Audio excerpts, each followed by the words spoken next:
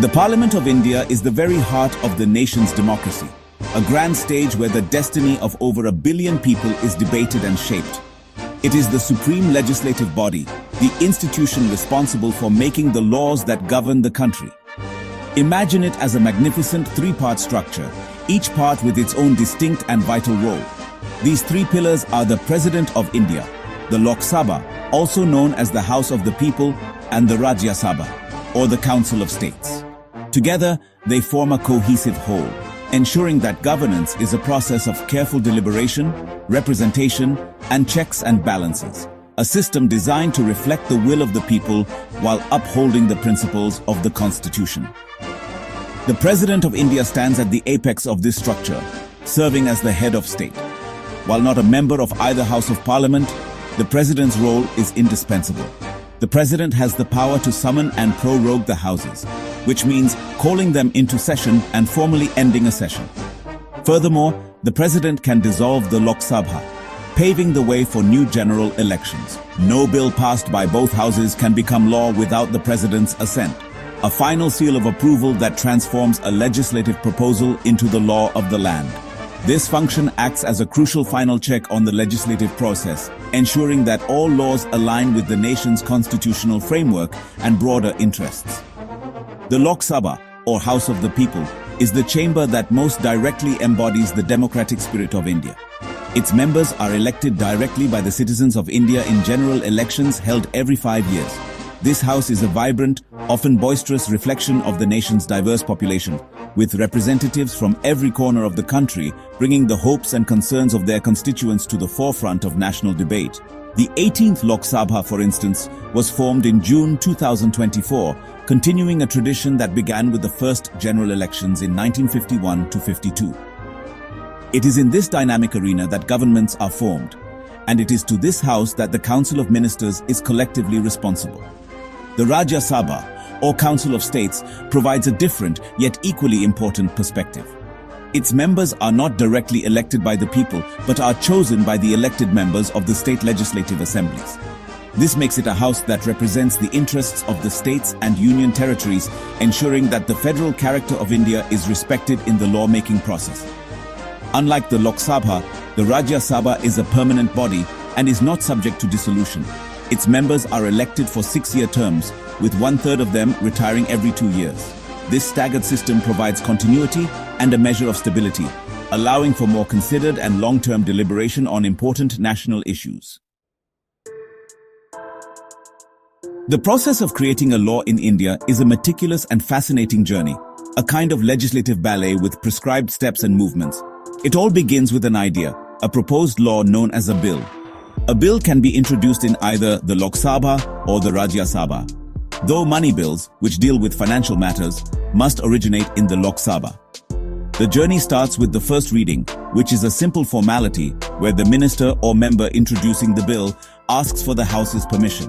At this stage, there is no debate. It is merely the formal birth of a potential law, placing it on the legislative agenda for all to see. Following its introduction, the bill moves to the second reading, which is the most critical and substantive phase of its life.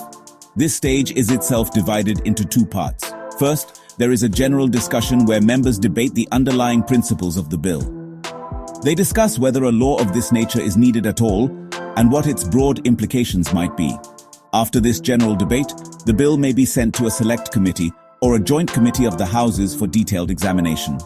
These committees are like small, focused groups of parliamentarians who scrutinize every clause, listen to experts, and may suggest amendments before sending a report back to the House. The second part of the second reading involves a clause-by-clause consideration of the bill as submitted by the committee or as introduced initially. Each clause is put to a vote in the House, and members can propose amendments to any part of the text. This is where the fine-tuning happens, where the language is sharpened, loopholes are closed, and the specific details of the legislation are hammered out through rigorous debate and democratic voting. It is a painstaking process that ensures every word and every provision of the proposed law has been thoroughly examined and has the support of a majority of the members present and voting in the chamber. Once the bill is passed by one house, it is sent to the other house, where it goes through the exact same sequence of steps. First reading, second reading, and finally, the third reading. If the second house passes the bill without any changes, it is then sent to the president for assent. However, if the second house suggests amendments, the bill goes back to the first house for reconsideration. If they cannot agree, the president may call for a joint sitting of both houses to resolve the deadlock. After navigating this entire intricate process and receiving the president's signature, the bill is finally enacted and published as an act of parliament, becoming the law of the land. Beyond the grand debates on governance and public policy, there is another realm of law that is crucial for a nation's progress and prosperity: the protection of intellectual property, or IP. Intellectual property refers to the creations of the human mind. Inventions, literary and artistic works, designs, symbols, names, and images used in commerce. It is the intangible currency of innovation. Just as you would want to protect your physical property, like a house or a car, from being used by others without your permission, creators and innovators need to protect their ideas. This protection is what encourages people to invest their time, talent, and resources in creating new things. The importance of protecting intellectual property cannot be overstated, especially in a world driven by knowledge and technology. When an inventor comes up with a groundbreaking new machine, a patent gives them the exclusive right to make, use, and sell that invention for a certain period. This protection allows them to reap the financial rewards of their hard work, which in turn fuels further research and development. Similarly, when an author writes a novel or a musician composes a song, copyright ensures that they control how their work is copied and distributed. This system fosters a vibrant creative culture, enriching society with new art, music, and literature. Consider a simple, hypothetical example to understand its impact. Imagine a small startup in Bengaluru develops a new, highly efficient solar panel. Without IP protection, a larger multinational corporation could simply copy their design and mass-produce it, driving the original inventors out of business. However, by securing a patent, the startup can prevent others from stealing their idea. This legal shield gives them the confidence to seek investment, build a factory, create jobs, and bring their beneficial technology to the market. It levels the playing field, allowing small innovators to compete with established giants, thereby promoting fair competition and technological advancement for everyone. Ultimately, a strong intellectual property framework is a cornerstone of a modern, innovative economy. It provides the legal foundation for creativity to flourish, for businesses to grow, and for a nation to build its brand on the global stage. It is a promise to every thinker, dreamer, and creator that their intellectual labor has value and deserves to be respected and protected. This assurance is what turns fleeting ideas into tangible assets that can drive economic growth, solve societal problems, and improve the quality of human life in countless ways, from life-saving medicines to the technologies that power our daily lives. In our interconnected world, an idea born in one country can find a market in another almost instantly. This global flow of innovation makes international protection for intellectual property absolutely essential. The primary organization tasked with this monumental responsibility is the World Intellectual Property Organization, or WIPO.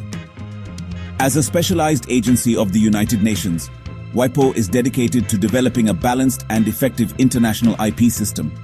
Its core mission is to ensure that the rights of creators and innovators are protected across borders, thereby encouraging creativity and innovation for the benefit of all humankind. WIPO provides a range of practical services that simplify the process of seeking IP protection in multiple countries. For instance, its Patent Cooperation Treaty, or PCT system, allows an inventor to file a single international patent application to seek protection simultaneously in a large number of countries, rather than filing separate national applications. Similarly, the Madrid system does the same for trademarks, and the Hague system for industrial designs. These global systems reduce costs and complexity for businesses and inventors, making it easier for them to take their ideas to the international market and transforming a patchwork of national laws into a more cohesive global framework. Beyond its registration systems, WIPO plays a crucial role in education and capacity building. The WIPO Academy, for example, is a leading global provider of education and training in the field of intellectual property, helping policymakers, business leaders, and students around the world understand its importance. WIPO also runs initiatives like the Inventor Assistance Program, or IAP, which connects under-resourced inventors in developing countries with volunteer patent attorneys to help them navigate the system. It also spearheads projects like WIPO Green, a marketplace that connects providers of environmentally friendly technologies with those seeking sustainable solutions, demonstrating how IP can be a tool for positive global change. WIPO stands as a testament to international cooperation, a global forum where member states come together to shape the future of intellectual property law and policy.